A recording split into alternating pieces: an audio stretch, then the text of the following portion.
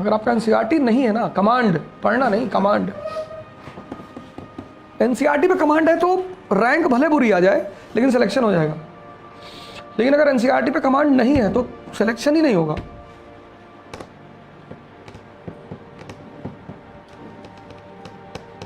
लेकिन एनसीईआरटी के साथ करना क्या है ये कोचिंग इंडस्ट्री डिस्क्लोज नहीं करती, उसके बहुत सारे रीजंस हैं।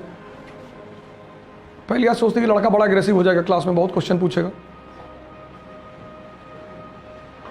भाई तुम्हारे कॉन्सेप्ट क्लियर हो जाएंगे तो तुम तो एक्टिव हो जाओगे ना क्लास में, फिर तो तुम टीचर का जीना आराम कर दोगे कि मास्टर ये बताओ, मास्टर वो बताओ। एनसीईआरटी बहुत बड़ी ताकत है। अगर तुम बेसिक्स तैयार कर ले जाओगे तो समझ लो तुम 50% आईएएस हो गए, गारंटी है मेरी, गारंटी। तुम तैयार करके एनसीईआरटी मुझसे मिलो और फिर तुम बताओ कि तुम कैसा फील कर रहे हो। मैंने क्या बताया, पहले डायग्राम इसीलिए मैंने बनाया कि तुम ऐसा नहीं कि नहीं पढ़े हो, तुमने 90% लोगों ने पीसीबी पीसीएम के बाहर सोचा ही नहीं। तुमने 10th के बाद ज्योग्राफी पढ़ी ही नहीं, हिस्ट्री पढ़ी नहीं, पॉलिटी पढ़ी नहीं, इकोनॉमी पढ़ी नहीं, तुमको उसको क्यों पढ़ना चाहिए ये पता ही नहीं। अब तुम आए हो यहां उसको पढ़ने, तो वो बेसिक फिर से शुरू करना पड़ेगा कि नहीं करना पड़ेगा? पड़ेगा। अब एनसीईआरटी ही क्यों? वो इसलिए कि स्कूल लेवल पे हर स्टेट का लगभग अपना बोर्ड है। Tamil Nadu board, Gujarat board, UP board, ठीक। तो आप किसी भी बोर्ड की किताब पढ़ो, सब काम करेगी। लेकिन यार दिल्ली में पूरे भारत के लोग आते हैं, तो अगर हम उनसे कहते हैं यार यूपी बोर्ड पढ़ लो, तमिलनाडु वाले नाराज हो जाएंगे। बायस्ड टीचर है, तो हम कहते हैं एनसीईआरटी पढ़ो, पैन इंडिया चलती है। तो जब एनसीईआरटी कह दिए तो ना तमिलनाडु वाले को चिंता है और ना यूपी वाले।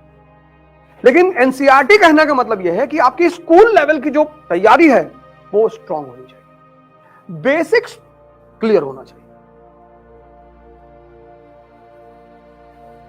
प्रिपरेशन का पहला चरण है कि तुम्हारा जो बेसिक्स है वो क्लियर होना चाहिए, यानी NCERT.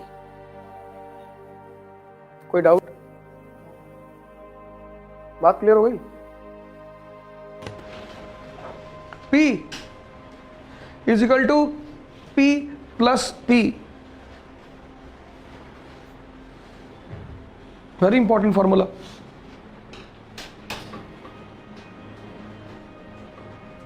Preparation is equal to planning, priority plus planning. Not only planning, priority.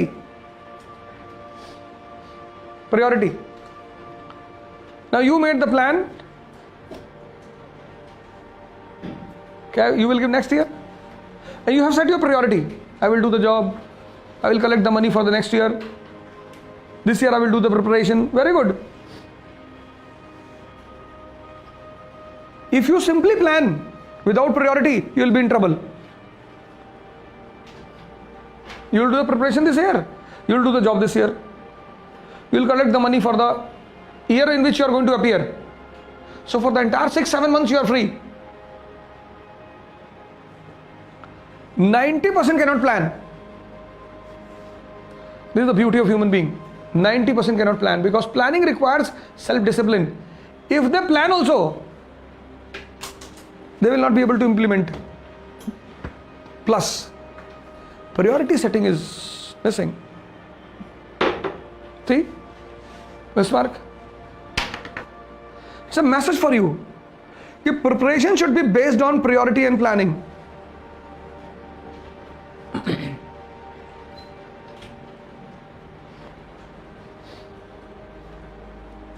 Preparation should be based on priority and planning. P is equal to P. Policy depends upon priority. ये formula है, और जब भी कोई ruler इस फॉर्मूले को तोड़ता है, जब भी कोई व्यक्ति इस फॉर्मूले को तोड़ता है अपनी पर्सनल लाइफ में, तो उसकी जिंदगी खत्म। और जब भी कोई रूलर इस फॉर्मूले को तोड़ता है शासक के रूप में, उसका शासन खत्म। Policy should depend upon priority. ऐसा आपका जीवन है।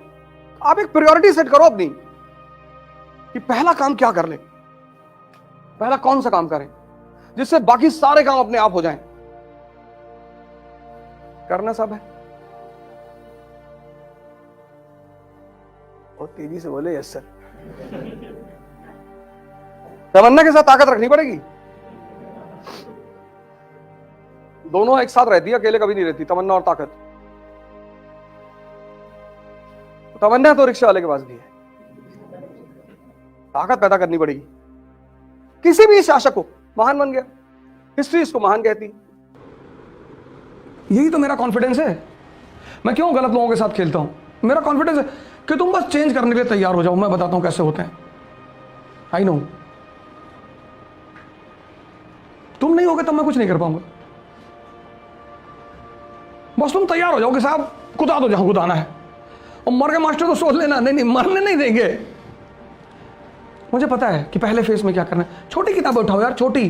पहले ये जानो what is Rajya Sabha, activated to the lower level, then pick up Laxmikanth. So when you will know what is Rajya Sabha and then you will read Lakshmikant, you will be able to connect. You will not be able to connect. You will do value addition.